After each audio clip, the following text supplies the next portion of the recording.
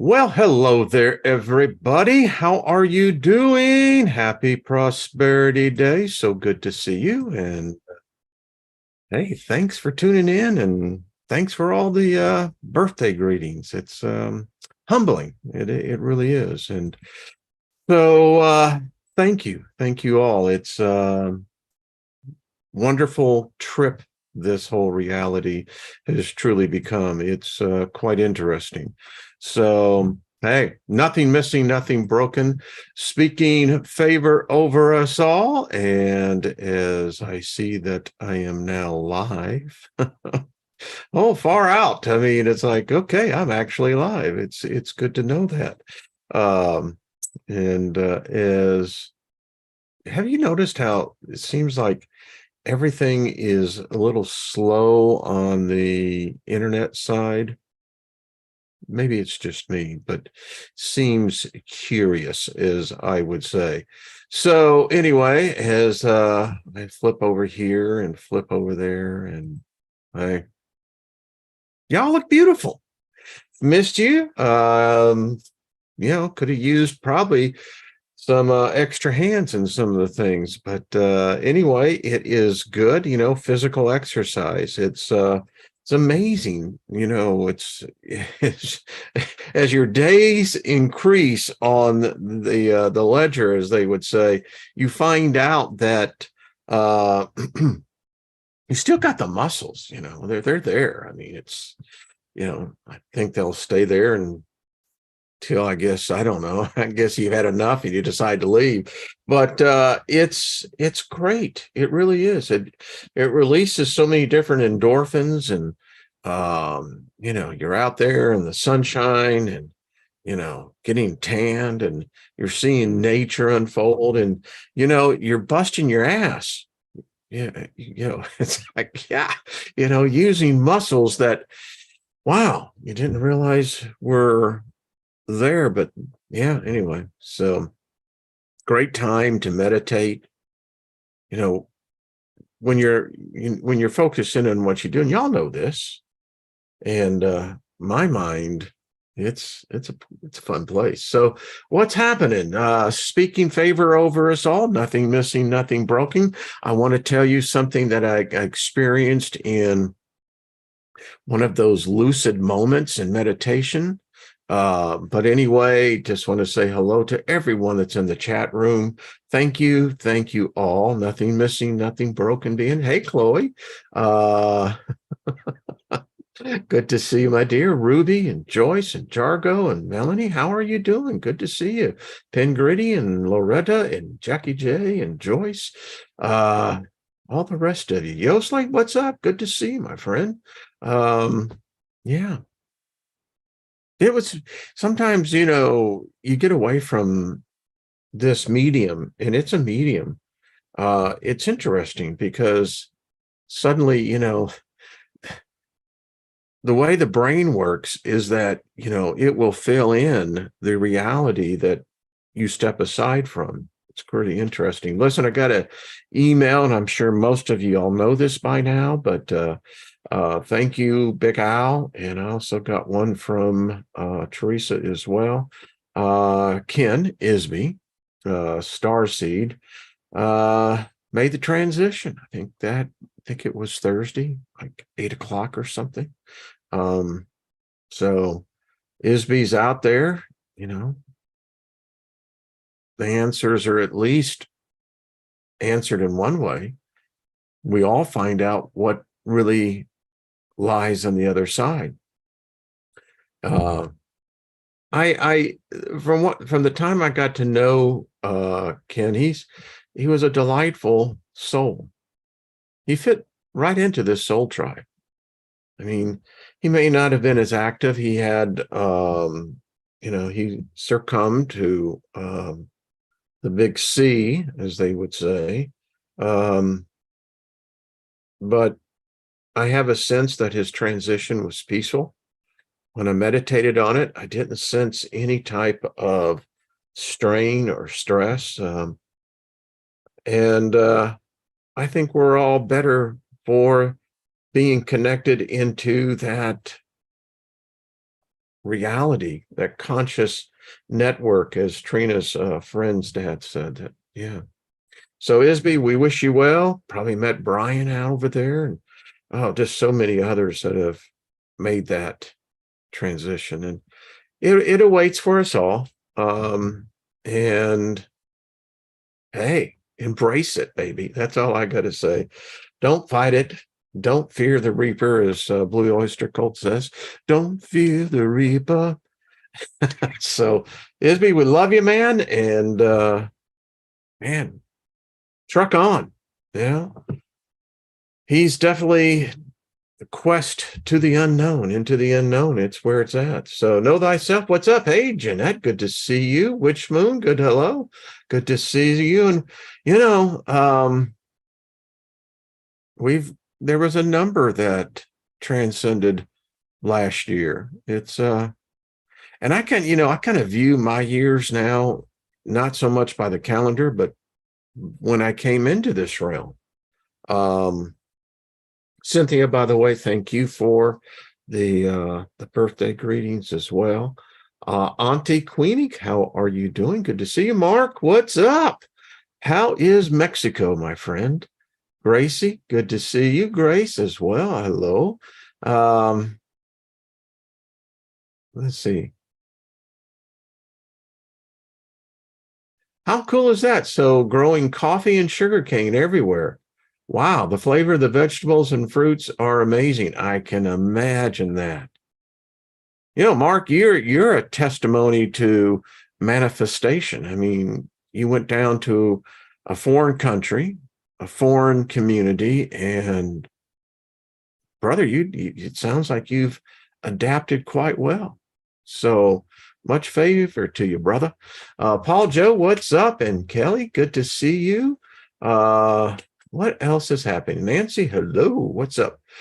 And I'm sure Gogo is here. I am Nancy. Hello, how are you doing? Every time I think of Nancy, I think where I was 50 years ago. And it's amazing. It does. It seems like yesterday. I can get the whole idea how you can see your lifetime pass in, milliseconds. Because I can sit here talking to you all. Actually, I'm just talking to a camera, but there's a connection as we all say, hey, Johnny, what's up? Yeah.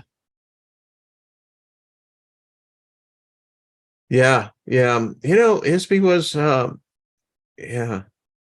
I wish him well. I mean, I just send over positive energy. I was out working and thinking about him and, just send it out there.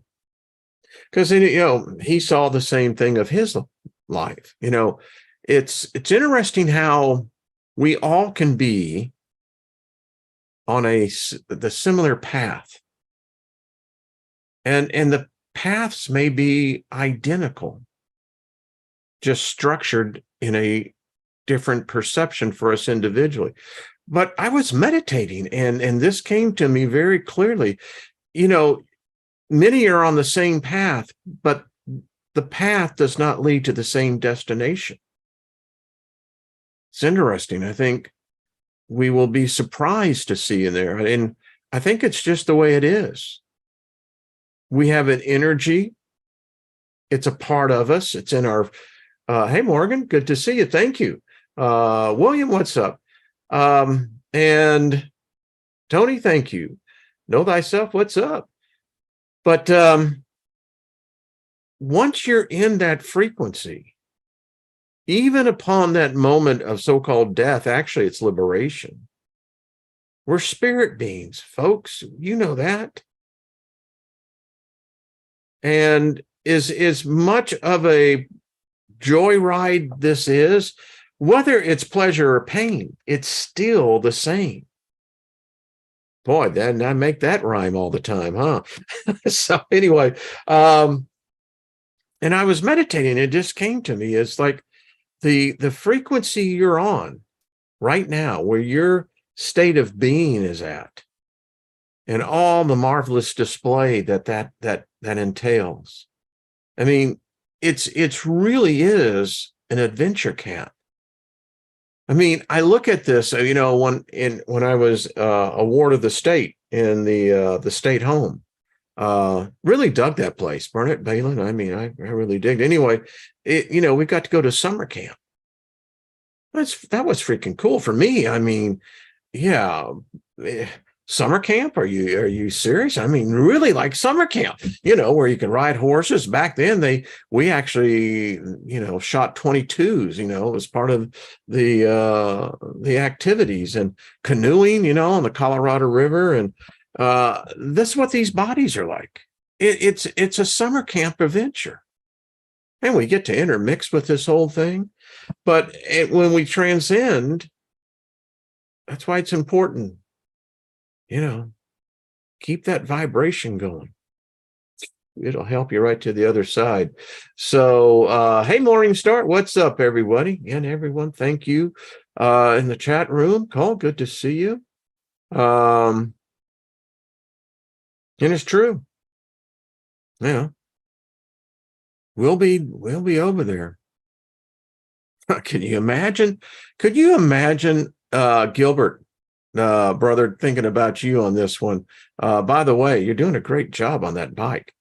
Gilbert is a bike rider, and he has the coolest hot rod. Anyway, he's master at a mechanic. I mean, doing a beautiful job on restoring those heads, brother. But anyway, could you imagine if we were out of the frequency and the vibration, what chaos we would do?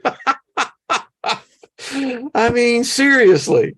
There are some circles that think that, I'm the Antichrist itself, or it's Spawn, and it's quite funny. But, it's like, well, how does heaven work then? And exactly how does this hell work? I mean, if it really is, I think the word is that, as one thinks of themselves, they are. I mean, that's kind of like, that's the occult shit, man. But it's interesting, it's exactly what Solomon wrote. And then the dude who calls himself, or we call him, he didn't call himself that. It's interesting. If you study what the guy said, I mean, it's like he never made claim to anything, It's like, hey, but he did say, as you think of yourself, so you are.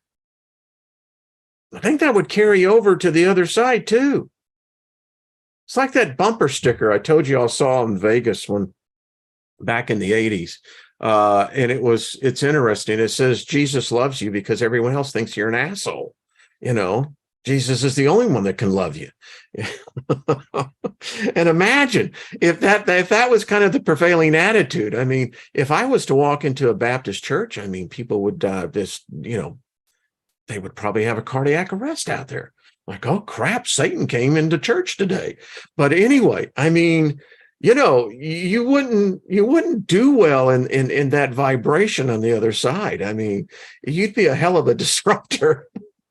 And they definitely give you the left foot of fellowship right out the freaking door. It's like, all right, move your ass on along. And it's so interesting because, being out here immersed into nature, I saw the most interesting thing. It was like, how many of you were Star Trek Next Generation? And they did one of the movies they did, I think was, what was it, First Contact? I know it was another one where Picard was in this planet that was covered by this belt of radiation where they had the ability to slow time down, where a moment becomes an epoch of time. I experienced that. I watched this butterfly and it landed on the railing, and I'm sitting there, and it was quite interesting because there weren't any birds around. Because if there was, he probably would have been someone's appetizer. But so I'm watching this, and it was quite interesting. The antennae of this magnificent creature. Its wings were orange with, it was looked at someone, if everyone had taken, the ink pens, the quail pens that, back in the day where you would actually use real ink. And it was as if someone had taken that quail pen and just kind of tapped it, that gives that spread of that black spots. And so I'm watching this, and the antennae are orange, and you can just see that this creature, now it's in the same reality I'm in. We share the same space. But I seriously doubt if the two of us were sharing the same perspective of reality, because I was quite carried away watching this magnificent creature. And it was interesting. It unfolded its wings and just kind of like laid it out. And I was watching, and then the antennae began to vibrate. And then the wings went up. And you could see the antennae working. Now, what was interesting was that I wasn't aware what was taking place in that creature's reality. And then it would lay its beautiful, beautiful wings back down. And just, it began just this, it was interesting. They were vibrating. And this went on, it seemed like an hour, but it was probably in reality, maybe a couple of minutes. And then it lifted off, and then out of nowhere came another butterfly of the same design. And they did this interesting dance.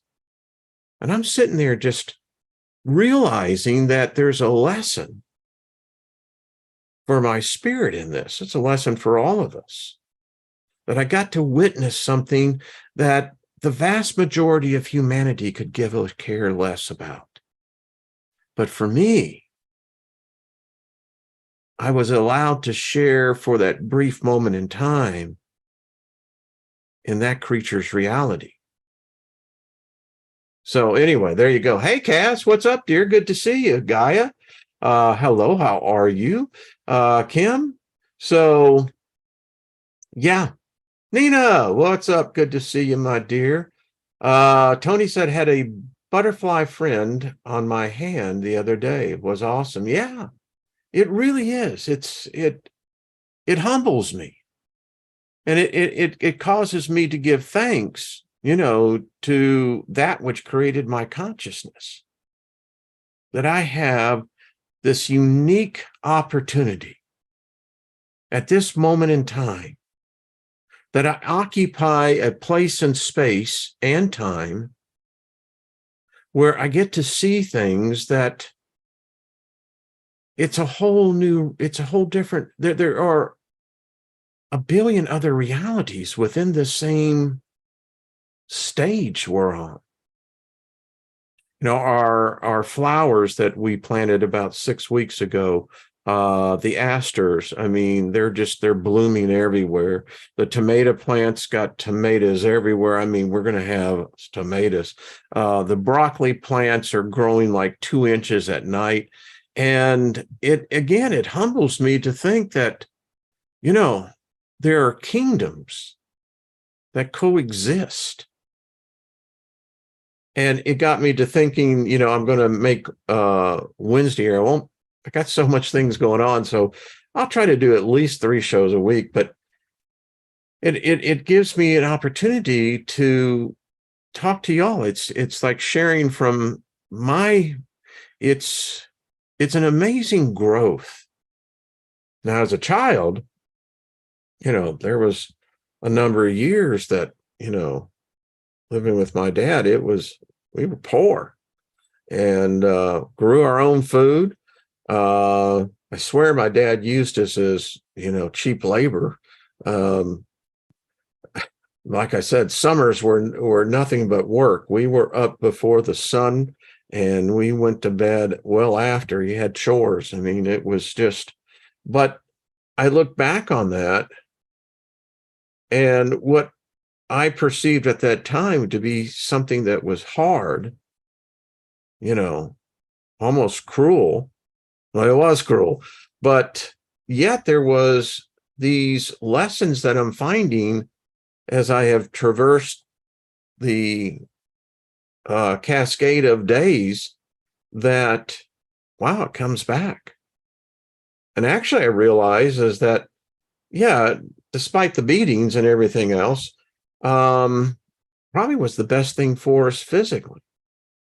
Because when you're at that age, you know, 8, 9, 10, 11, your body's going through a lot of changes. Well, for us, I mean, we didn't have processed food. We didn't have soda. We didn't have sugar. In fact, what we ate, what we grew. And of course, we had chickens and rabbits, and actually had 2 cows. And but I look back now, and I was actually talking to my dad, and it was interesting. I had to say thanks. Yeah, who'd have thought that because we were eating directly food from the earth, was nothing chemical to it, nothing processing, probably did the best thing for, I know for myself individually, for my DNA. Who'd have thought? You know, that favorite thing, man, it works. It's been with me in here. It was funny. I have now this routine where I get to go outside and I just meditate. And it's fucking far out, man. That's all I got to say. It is an experience. And it was interesting because as you get into yourself and you open yourself up, there are many different voices out there. And when you get these golden nuggets that drop down into your consciousness, it's quite fascinating. I mean, we've all been given this opportunity, each and every one of us. And though the world is messed up, and it's messed up, we're going to talk a minute about what it was like when I came into this realm. I sensed at one time in my life that, you know, I didn't come here voluntarily. But as I don't age. None of us age. We get the privilege, and it is a privilege, the more days you get to stay on this planet, and particularly if you get to that point where when you know that the time will come and you find yourself not where others are at. So many times as people age, they become rigid, and they lose that youth. You know, it took me growing old to find my youth. And the thing about youth is that it has different phases to it, but it's still the youth. I don't age. And I'm so grateful that at where I'm at now, I mean, at 68, I got to be candid with you, I never saw myself. I still don't. So, and it's very self-evident, as my wife would tell you, that because you don't age, you have the ability, though, to embrace the stages of what these bodies offer us. And you know, coming into this realm, you know, a lot of people complain that they say, well, you know, they have aches and pains and what have you. I don't know if they compare at all to the aches and pains we had coming through that birth canal. I got the sense that it wasn't really a pleasant trip. Just my opinion. I could be wrong on that, but I don't know. I've got memories that say, oh man, I mean, talk about going into the void. I mean, that's what it is for all of us. We come into this void, and I mean, it's intense because you're picking up the vibration of the host body, your mother, and that's what she did. I mean, as you ladies well know, uh, you know, pregnancy is not easy. It's hard on the body. And so here we come and we go through this dark tunnel. I think it's the void. I mean, imagine this. And then boom, you come out here and the first thing they make you do is cry. I don't know, maybe it's because you're thinking, oh shit, man. I don't know. I have this mental image of the room that I was born in. And it's funny because unbeknownst to me, my wife at one time actually worked in the hospital in delivery, no less, in the hospital that I was born in. And we were talking one night over dinner, and she says, well, tell me what you think what you saw. And I said, it's real interesting. I said, the tile is green. And I said, but it's not all the same green. And it seemed like, it went up to the walls and what have you. And she looked at me and she said, that's exactly what the room looks like. It's where they took mothers back in that day. And in my case, my dad was stationed he was in the Air Force, but yeah. So I'm not so sure if getting older that those pains, listen, I still finding out that exercise, good physical labor does wonders, man. Plus you get the groovy tan. As I told my wife, I said, honey, I'm becoming the bronze god. But anyway, Kim says, every time I get a pain in my body, I tell it to go away. Teach me the lesson I need to know another way. Hey, Kim, I like that. Absolutely. Yeah. Just reading some of this.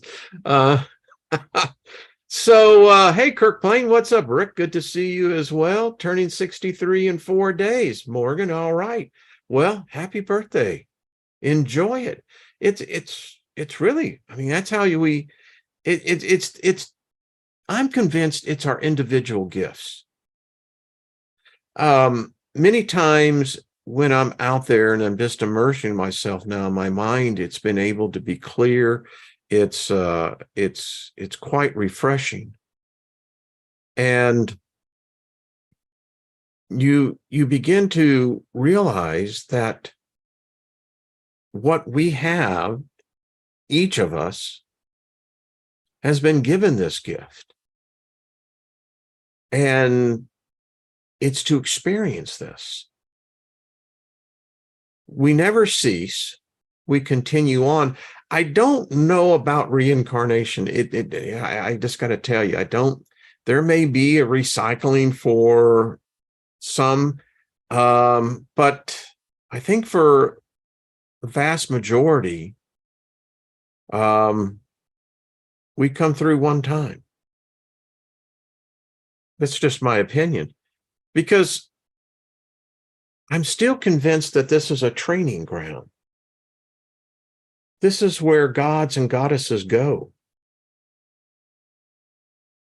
I mean, there's a deception that tries to say that, you have to have this God, or you have to have this savior, or this, those thought forms, they never manifest because it's always for the future. And I think that for many of us who come to this place where we become aware, I don't think it's awake or awoke. I think it's awareness. Being able to handle within yourself the reality that you're in this spatial reality. And much as Trina says, as we talk about, the fractals of it. And again, this gift, and I tell you, I don't know who or what it is that created my consciousness. I'm more convinced than ever it's not a personification. It's like the whole thing I was talking to someone recently, and they were a devout believer, a Christian, and I was trying to explain to them about how the concept of judgment doesn't hold up. And of course, they were very adamant, well, everyone must answer for their life and, the sins. And I said, are you saying that sin is equated to mistakes? Because if you don't make mistakes, you don't learn. It's just how it is. We have natural gifts and abilities and talents, but even they have to be disciplined and they have to be, cultivated. And, the person was still, no. And I said, so what are we, let's just say me. Okay. Hey, you look at that tan, man. Oh, yeah. Anyway, so what am I supposed to be judged on? Now, if you're telling me that for my life and the sins of it, well, wait a minute, I've never sinned. I've experienced. But more importantly, if I'm being judged, by what standard am I being judged by? And if you're judging me according to a God or a deity, well, here's where that could never happen, because you can't be judging me against a God. I'm not that God. I'm not that Jesus. I'm not that Lucifer. I'm not any of that. I'm me. So how are you going to judge me for being me? Whether I'm the biggest fuck up or I'm the brightest coin or star out there, it's still me. And if a God is going to be judging me to its standard, well, then it should have made automatons. I'm not an automaton. I'm an individual. And here's the thing. Each and every one of us are carrying a gift. In one of my meditation things, I saw, and this is just myself, but many of us are going to be sent to other realms. Now, I don't know specifically how we manifest into those realms, but what I saw was that so many of us, there is such a need. We perceive creation to be merely an event, and that's not creation at all. Creation continues. This never stops. And then the more that you gain here, the more that you find that balance within. The reality is that there is neither good nor evil. That's the reality. And if you can find yourself being able to exist in a place where you're not judging or perceiving right to wrong, and I know that carries off to the extremes, but there really isn't. I mean, if you're holding yourself to a set of standards, a set of morals, then to what standard is that? I think inherent is within us all is that we have this understanding that within balance, we have to be able to find that place where it's really not a question of right or wrong. It's a question of experiencing. But anyway, the battle goes on.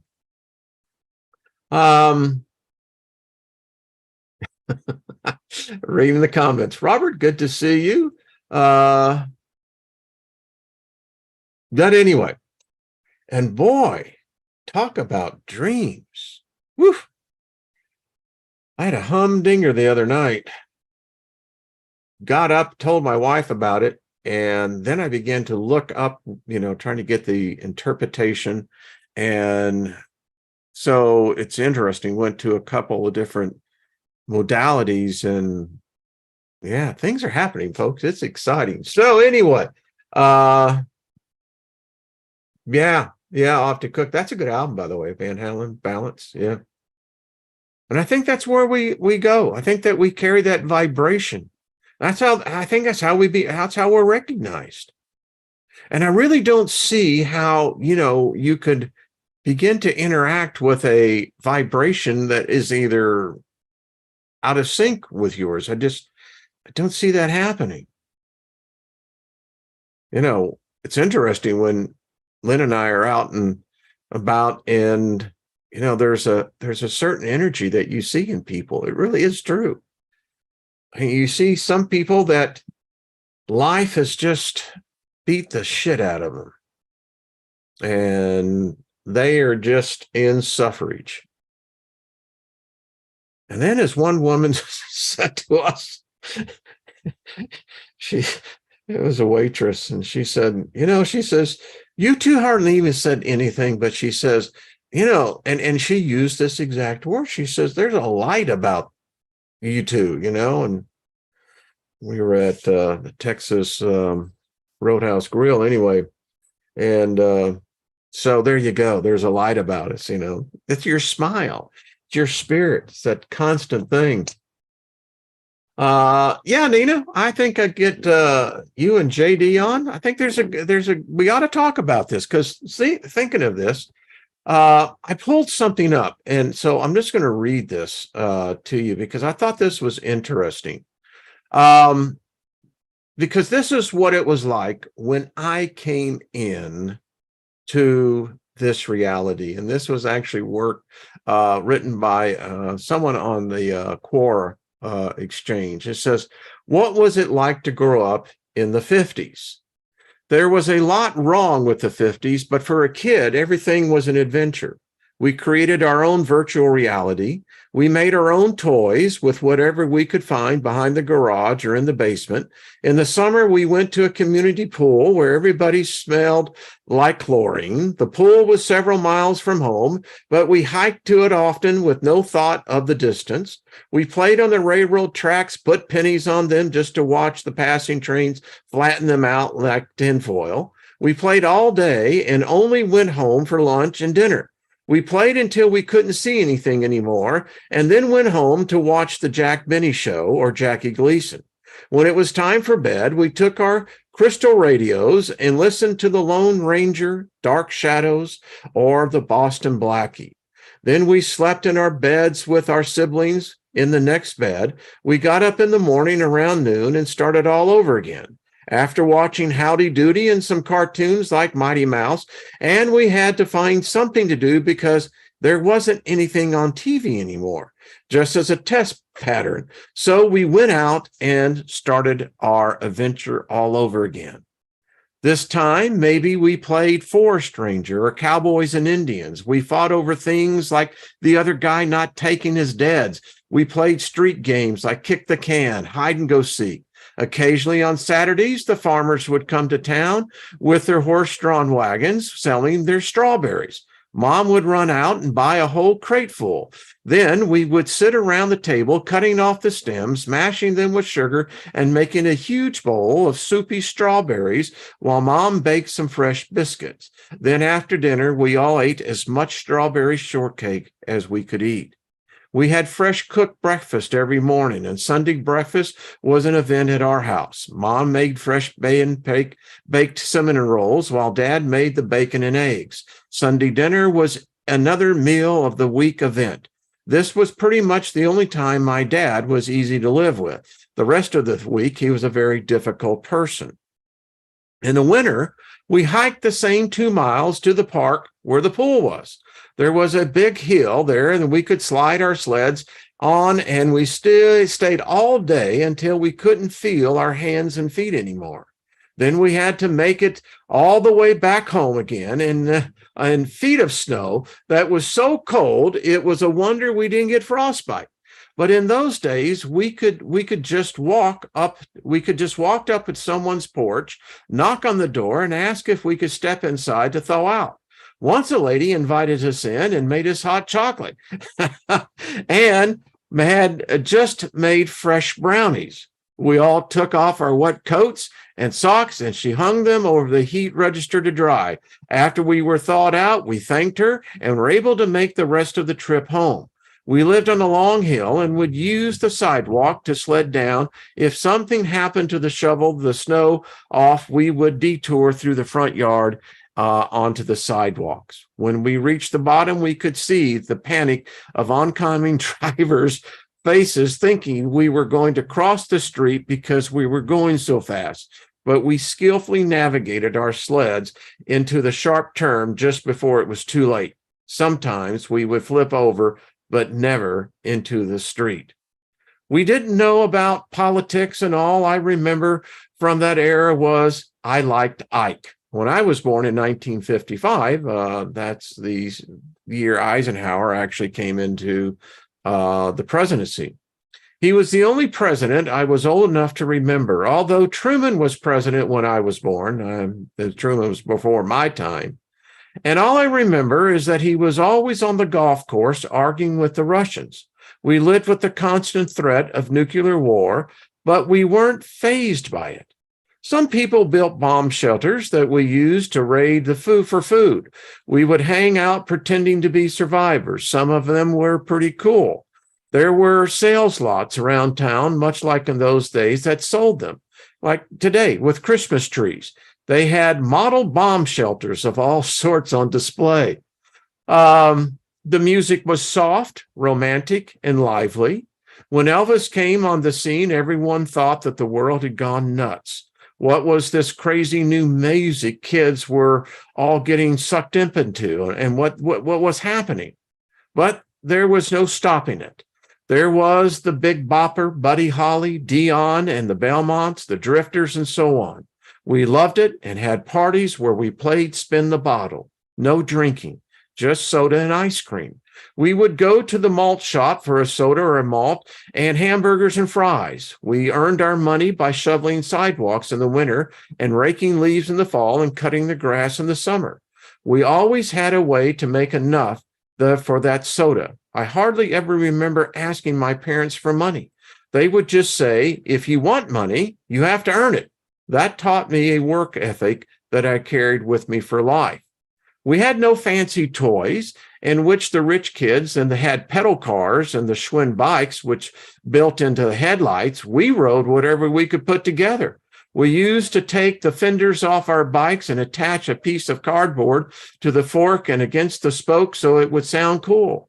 We thought standing on the seat while coasting was a great trick. Wagon wheels and roller skates made for our go-karts. You nailed 2 boards and a cross and 2 skates on the front and 1 in the back. We steered it with our feet and a rope. It was a great time for kids because we left the adult world to our parents and concentrated on being kids. We tried not to worry about things like the Korean War or getting bombed. We did duck and cover drills in school, which I always thought were stupid. I figured we were all going to die. Let's at least watch it happen out the window. But the best part of the 50s was meeting the love of my life. This girl, a class behind me, that all the boys were gaga about. I never dreamed we would get together a few years later in high school and one day get married. We are all still together today, and she is as beautiful as ever. And here was another one. In fact, I'll actually share the screen on this. So give me a second here as I go over here. And I want to share this with him because this is kind of, Gilbert, I know there's many of you that are the same, you're boomers, just like I am. And it's interesting because that's kind of, how life was back then. I just thought this was interesting. This is looktoknow.com. In the aftermath of World War II, significantly instability came to the 50s, suburbia, and the dream of a perfect picture family.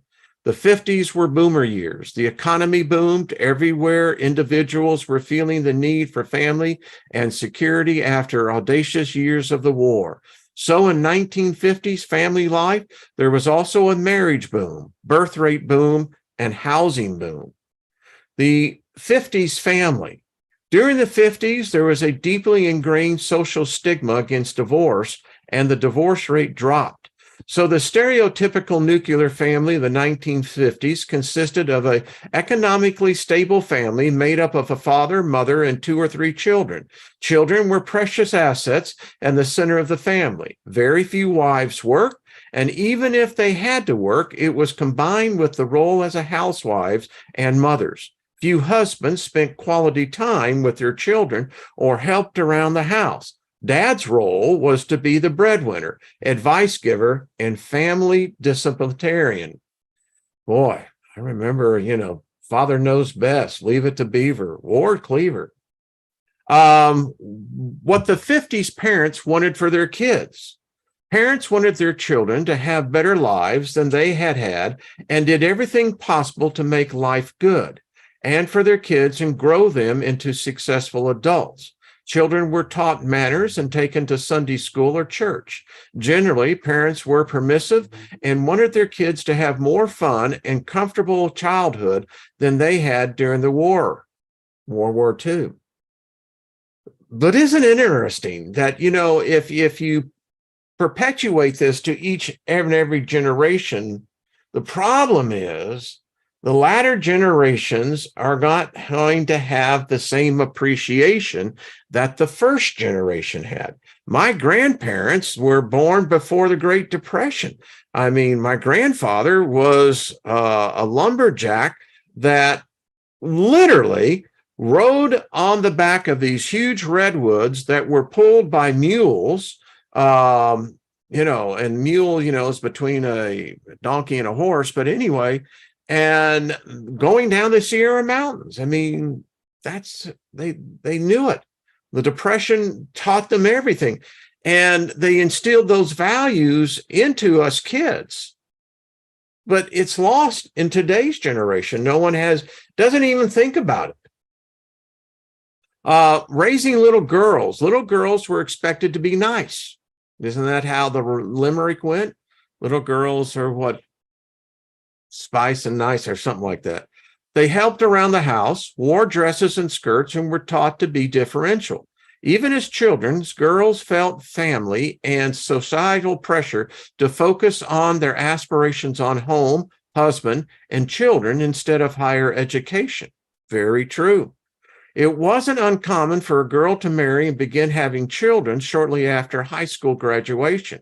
Girls were not groomed or encouraged to attend college. And if their parents did provide them with higher education, it was with the expectation that they'd meet a suitable husband and have a career they could fall back on.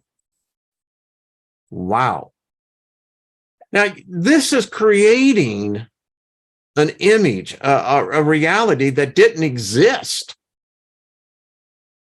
I guess the question is, did it deliver? What boys were expected in the 50s? Male children were expected to be strong, responsible, and assertive, but also mischievous. Boys were encouraged to enlarge themselves, explore, and claim extra territory. Parents tried to build their sons' egos. They wanted him to be a winner. They encouraged their sons to excel in school and athletics and to attend college. Parents gave their boys more mobility, authority, and respect. But in the end, parents also expected their boys to settle down and have a family. Permissive parenting. Many mothers read Dr. Benjamin Spock's 1946 book, Baby and Child Care, and followed his advice to hug, kiss, and encourage their children to express their individuality. His controversial advice was that parents need not worry about spoiling their children. Think he may have gotten that one wrong? I don't know. They should tell their children they were special, feed them when they were hungry, put them to bed when they were tired, and discipline them with words rather than with corporeal punishment. Corporal punishment sucked. I can tell you in Texas, the Board of Education was not a group of people. It's what typically was in the coach's office or the vice principal's office. Ask me how I know, because I experienced it and it sucked. And it is an attitude adjuster. Mr. Brady, thank you, sir. Still remember you. Many say Dr. Spock's advice led to overly permissive children rearing, which led to the independence and rebellious nature of the 50s teenagers, which later showed itself into the 60s by becoming rock and roll. This is what bred the first social revolution. This. The stereotypical boomer family. Due to the booming economy, now I got to tell you what, my grandparents had this, but my mom and dad, hell no, they weren't even, they were the rebellious teenagers.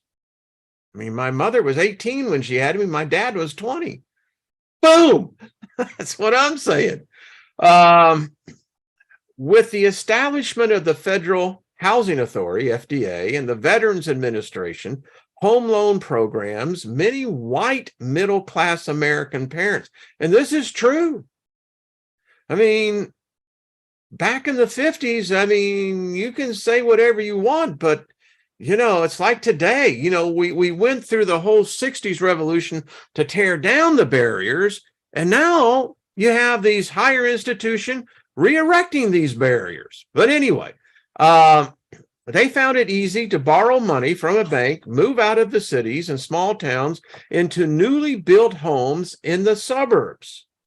Sadly, due to legal discrimination, this was not yet possible for people of color who were restricted to less desirable neighborhoods, even when they had the wherewithal to relocate to better surroundings.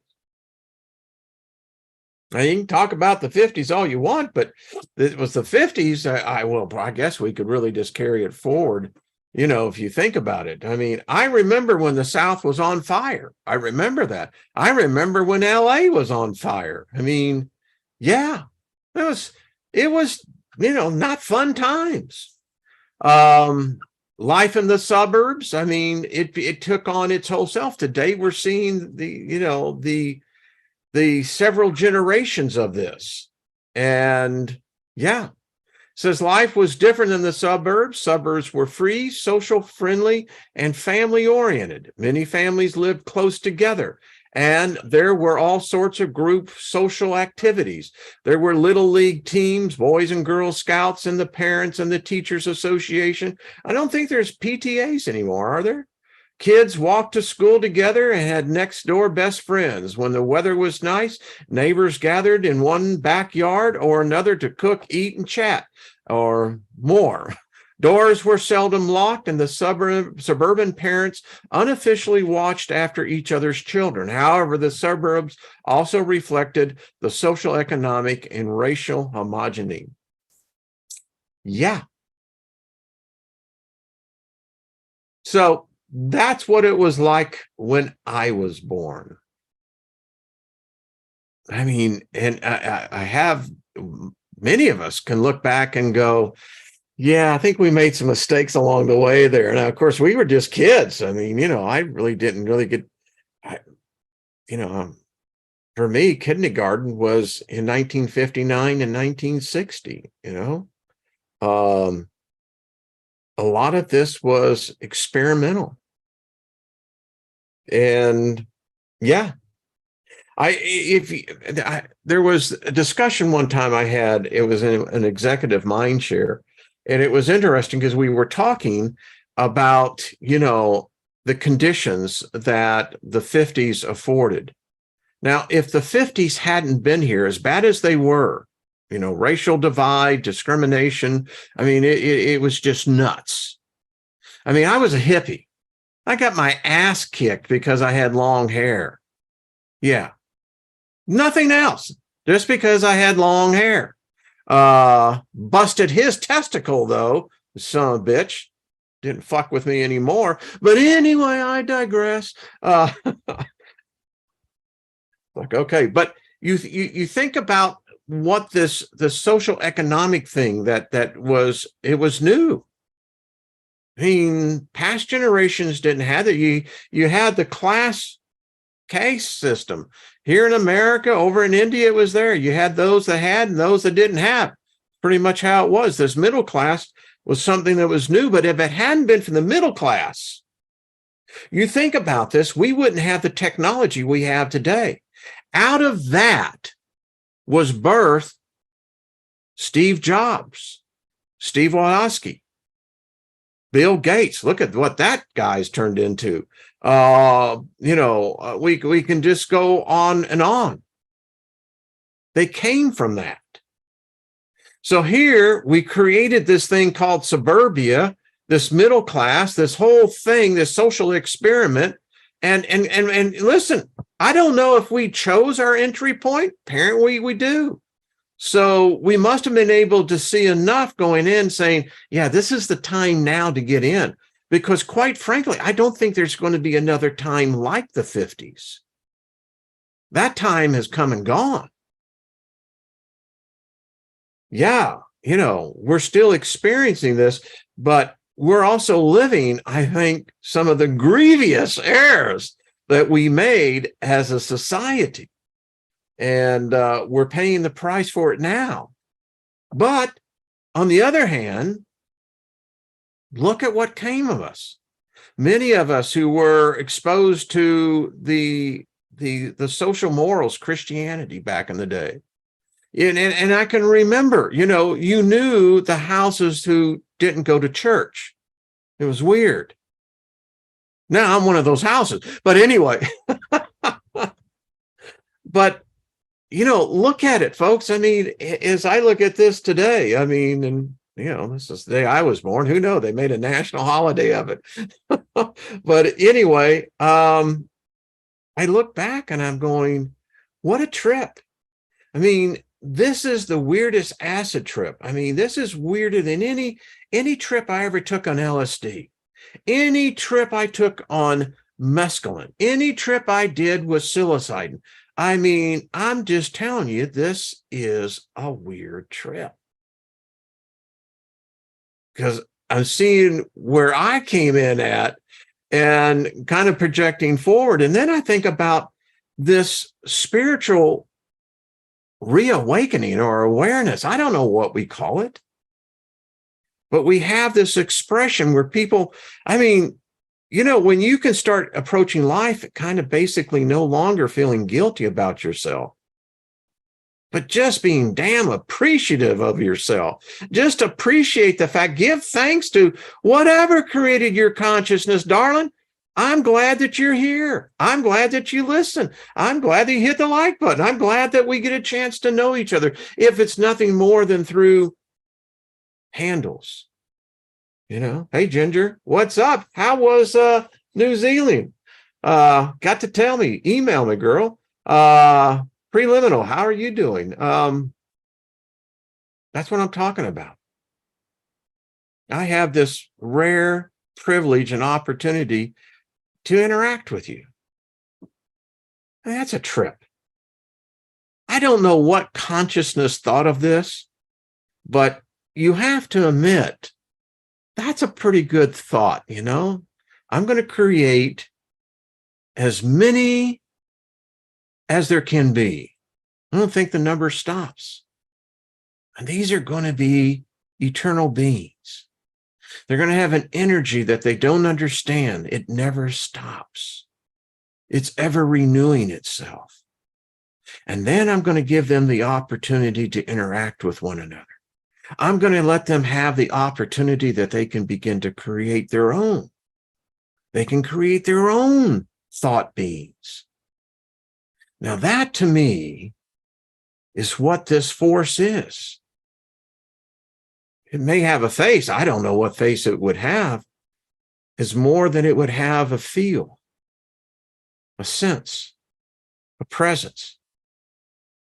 And that's why I'm so glad that I get a chance when I'm here. I mean, yeah, I got to do stuff around the house, but that when we do get the chance to be with one another. And as you continue on to your ever more experiencing. So I'm appreciative of it. And I thank you. I really do. Monkey experiment. Thank you. Well, that's how it is. It's but the thing about it is, think about this. We talked about memory lane, but we're on it right now. This is going to be memory lane into the future. So I want to make it as pleasant, as uplifting. Yeah, who knows how long in the future this will be replayed to someone else. You enjoy the trip. Love the ones you're around. Don't look at people, as I keep telling people, stop looking for excuses to have divide. Look for reasons to come together. That's what it's all about. It's true. Anyway, that's why I think on Wednesday, I'm looking forward to this discussion. Because you think about now the contrast that we've invented into these opposites, these antitheses of one another. I mean, is everything today the devil's fault? I mean, was Satan back there in the 50s, Lucifer going, I got a little plan for these people? Because all you need is Jesus in your life. Anyway, all right. Hey, Lost in Space, what's up? All right, folks.